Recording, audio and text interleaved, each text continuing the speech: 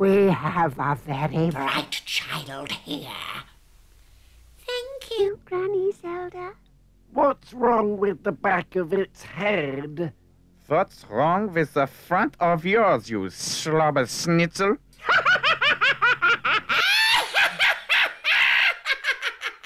It's like that because we brought him out too soon. We had to, or else he would have been late for his birthday. Is he for real, mein Grandmother? I'm afraid so. He knew I could do Zelda because I told him about how I got into RADA playing Grandma Buggins. And Grandma Buggins was like that. I had a whistle, and I could still do it. And I said, I love doing old ladies. And he said, can you do another old lady? So I said, yes, I can do a toothless old lady. She was a very old lady who used to take in washing. She had no teeth at all, and she's real. She came from Dorset. And she used to say, she had a sister too, who was very much like that. She went to a different school, and they both lived in Dorset. And it was lovely, and I was interviewed when I was 16 doing these. For some, I think it was In Town Tonight with Cary Grant. This old lady was very delighted to meet Cary Grant, she was. And anyway, that's how he'd heard about that. Ruined my vocal cords, though. I can never sing again. And that's true. I had a high soprano voice, and after Zelda going, I couldn't sing again. If I do now, it's like a sort of bass. Did you think about Claims Are Us? Silence! How dare you speak to me like that? You, a mere human being. Human? But aren't you? No, I am not. My people were once the slaves of humans on our planet. We were their robots. But soon our intellect was greater than that of our creators. So we destroyed them.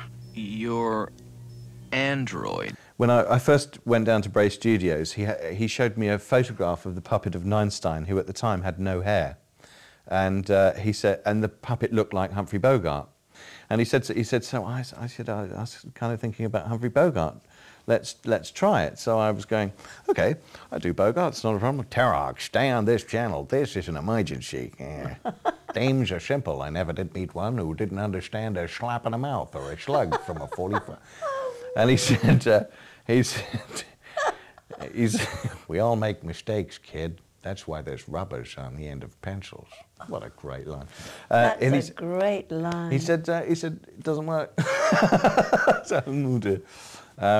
And then he said, so this is him in terms, being the way he was. He said, well, who's your favourite impression? And at the time it was Jack Nicholson. He said, well, do me Jack Nicholson. So hi there, this is Jack Nicholson here. We're all kind of a little crazy here. And he said, like that, but not. Impersonation. He said, it's just not. It's not dynamic. It's not leader. So keep the Jack, make him a leader, and that's how Terrahawks stay on this channel. It's Jack Nicholson, but it's not as like Terrahawks. For space sake, Zero, not now. Attention!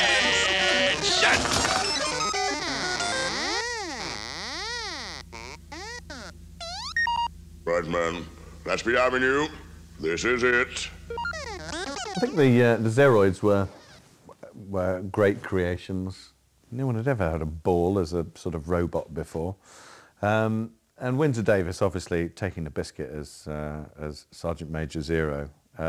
Only he could have done it. There is nobody else. And it was what I found very interesting about Windsor, where we're all multitasking as far as characters are concerned. But Windsor, bless him, could only talk like that. Could not talk like anything else. I wouldn't either. No, I think he was born in the army. And apart from once, we had one episode when one of I think it was a Zeroid, was wounded. and we needed a doctor. And Windsor, I think the only other character he played in the programme, he said, I will be the doctor. And Gerry said, okay, well, how do you think the doctor's going to be, Windsor? And he went, I think it's going to be like this. 101. 101. Open fire. What have I done? They have opened fire. Yes, Zelda. This has got to be the end.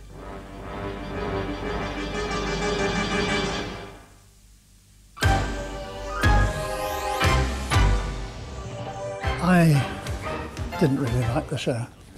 It's not one of my favourites by a long chalk, but it paid the rent and kept most of the team together, so it served its purpose. No, Bobby.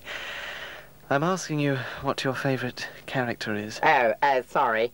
I like that one with the bulging white eyes, the gaping red mouth and the green skin. Now, what's his name? One of Zelda's creations? No, funny chap, looks like a toad. Sounds like someone I used to know.